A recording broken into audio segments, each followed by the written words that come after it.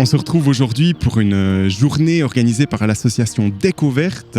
Le but de cette journée, c'est de pouvoir créer un espace de rencontre, de partage, de réflexion, de jeu aussi, autour de la thématique environnementale. Pour faire ceci, on se retrouve dans un lieu idyllique où la nature est préservée.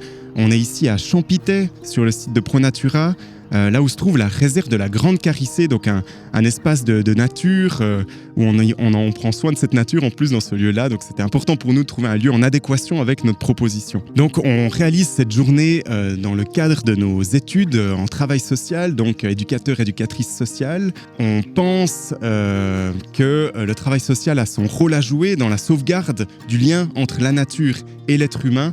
Et c'est pourquoi on propose cette journée-là pour aborder certains thèmes comme l'éco-anxiété, l'empreinte écologique, un certain nombre de nouveaux mots qui sont apparus dans notre vocabulaire les dernières années. Et l'idée, c'est de pouvoir se retrouver, réfléchir à tout ça, pouvoir poser des mots, comprendre quelles sont ces émotions, qu'est-ce qui se passe vraiment en fait, qu'est-ce qu'on peut en faire. Est-ce qu'on peut transformer ça en mouvement, en moteur, en motivation? On va aller explorer un peu tout ça avec différents partenaires, avec différentes activités notamment.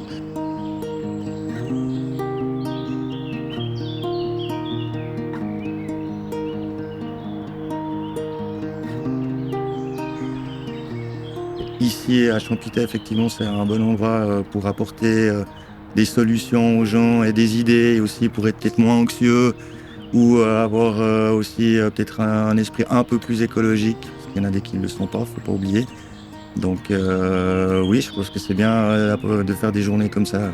C'est bien ce que vous faites, votre association, de parler de ça. J'ai appris il y a environ 2 ou 3 semaines qu'il y avait même des émissions de radio qui étaient faites sur l'anxiété justement.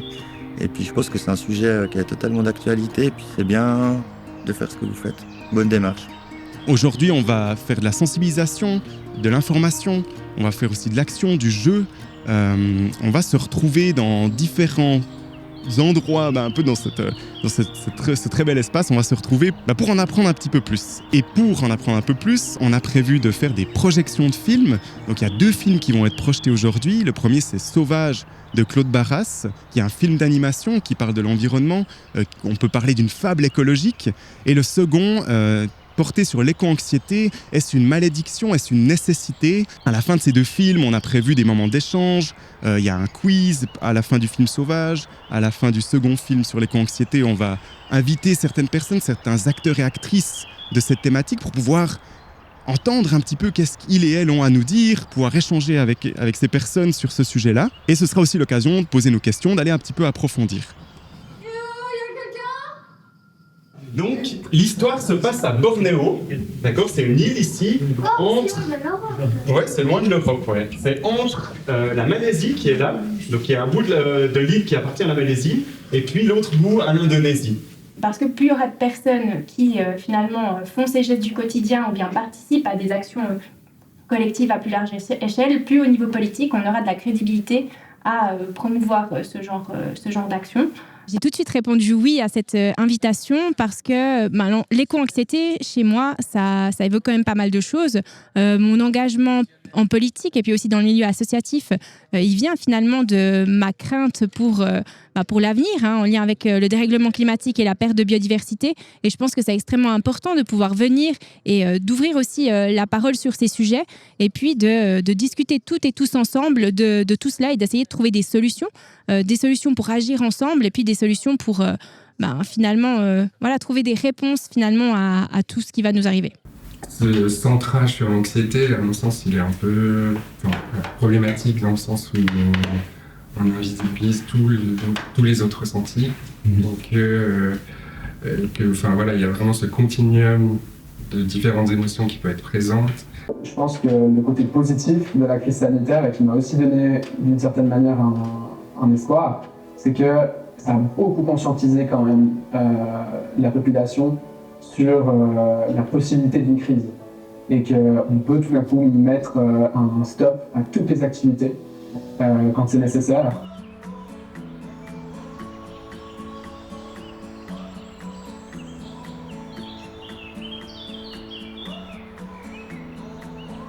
Alors du coup, l'idée et les valeurs derrière cette journée, c'était de pouvoir offrir aux gens une journée gratuite à tous les participants et puis également d'être en phase avec les valeurs qu'on prône à travers notre projet, c'est-à-dire l'éco-responsabilité.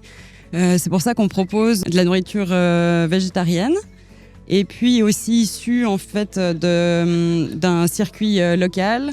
Donc des légumes qui viennent de la famille Rocha, qui ont leur ferme à 3 km d'ici. Et faire découvrir aussi des produits comme les fromages véganes qui nous ont été donnés par New Roots. Et puis, ce qu'on voulait faire aussi, ce qui était important pour nous, c'est de vraiment rendre l'événement inclusif à toute population. Parce que déjà, on est éducateurs en premier lieu.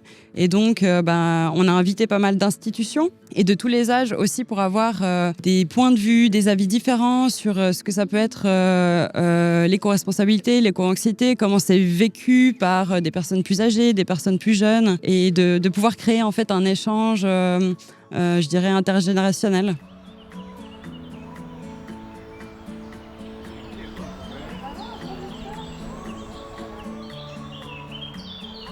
J'adore apprendre des choses. J'ai fait un quiz et on l'a tous réussi et de notre groupe. Et moi, je trouve ça c'est formidable.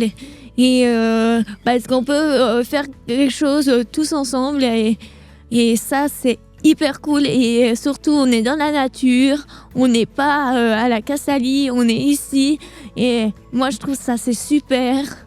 On a plein de couleurs autour de nous. Et c'est tout ce qu'on veut.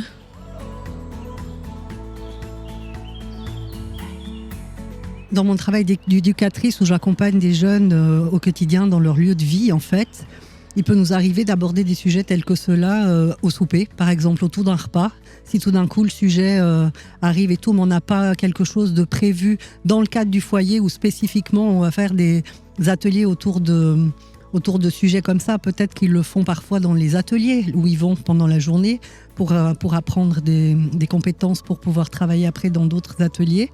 Mais là, c'est plutôt dans le courant de la vie ou à l'occasion de sorties comme aujourd'hui, par exemple, où du coup, on fait un quiz. Là, on vient d'en faire un. Ils ont répondu juste à toutes les questions. Franchement, fantastique. Ça veut dire que, de toute façon, ils sont imprégnés de ça et ils l'entendent. Mais je pense que ça vient aussi de la vie et puis de l'intérêt. Déjà, ça donne une exploration à faire autre que dans leur quotidien. Aujourd'hui, ils auraient dû être à l'atelier, donc c'est une opportunité pour eux d'aller découvrir quelque chose d'autre, de découvrir d'autres lieux, d'autres personnes, de s'intéresser à la nature, au sujet, d'approfondir des connaissances qu'ils ont déjà d'une façon ludique.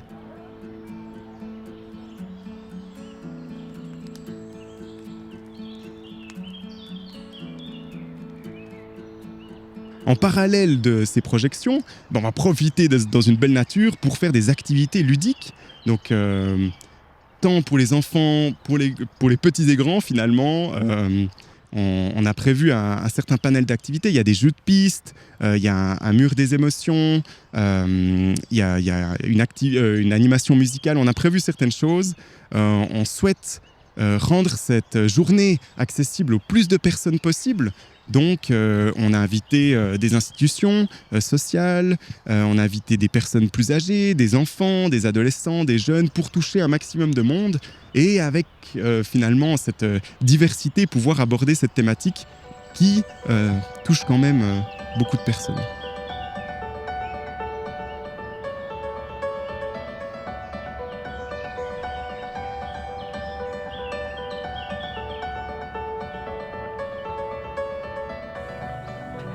Alors oui, j'ai des jumeaux de 5 ans et demi maintenant. C'est vrai qu'on essaye de les sensibiliser un maximum là-dessus, tout ce qui est tri des déchets notamment.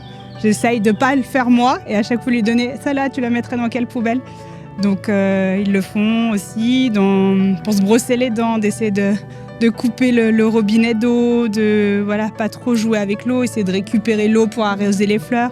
Voilà, des petits gestes un petit peu au quotidien, et j'espère que ça va être ancré pour eux et qu'ils reproduiront ça dans les années à venir. Je pense que notre génération, j'ai bientôt avoir 40 ans, pour notre génération ça a été dur parce qu'on est en pleine transition, mais je pense que les générations à venir, pour eux ça va être naturel, en tout cas je l'espère fortement. En tout tout cas, on essaie d'y contribuer un maximum, ça c'est sûr. Ouais. Alors, les activités, nous, on a fait la chasse au trésor. J'ai trouvé ça merveilleux. Les petits panneaux à lire, mais j'étais super émue parce que je trouvais qu'il y avait ça a tout allié, tous les 5 sens, la vue, l'ouïe, à écouter les bruits de la nature, les couleurs.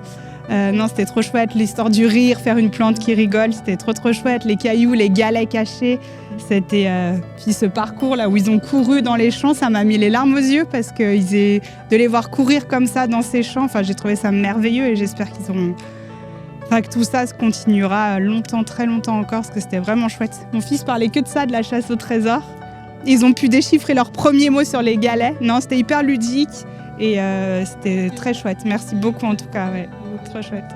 Alors tenant de la journée, ça fait plaisir à voir qu'il y a des gens mobilisés pour la nature, pour l'écologie en général, et puis d'impliquer les enfants aussi sous cette forme-là, c'est top parce que c'est eux l'avenir, c'est eux l'espoir, et de faire en sorte qu'on continue dans ce chemin-là. Les anciennes générations ont fait trop de dégâts et j'espère vraiment qu'ils vont continuer à être sensibilisés à ça.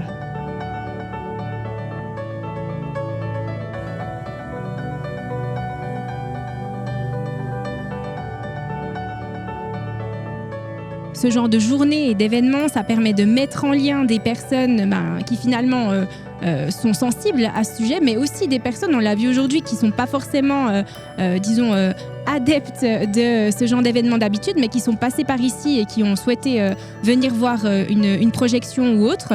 Et puis ça permet de rassembler. Et on a vu, je pense aujourd'hui, que le collectif, c'est vraiment extrêmement important. C'est ce qui permet aussi aux gens de rester actifs et actifs, d'avoir de l'espoir.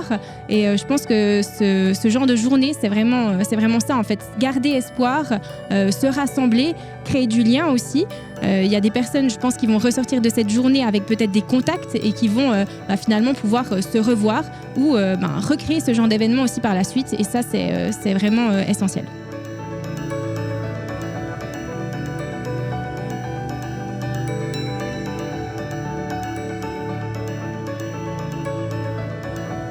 Qu'est-ce que tu as préféré, toi, dans la chasse au trésor ?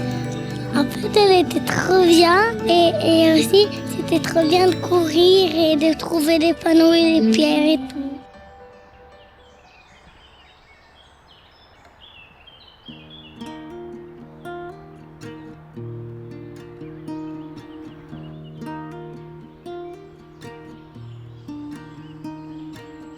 Maybe if some birds are singing. Maybe it's the tree that they are sitting in. Maybe it's your hair in the wind. Maybe it's the love you share with your woman. On peut dire ensemble que le projet est une réussite et puis qu'on est très très satisfait de notre dynamique de groupe, de comment ça s'est passé et qu'on va vivement réfléchir à la suite qu'on souhaite lui donner. Vous êtes d'accord avec ça ? Trop bien. Trop bien, voilà.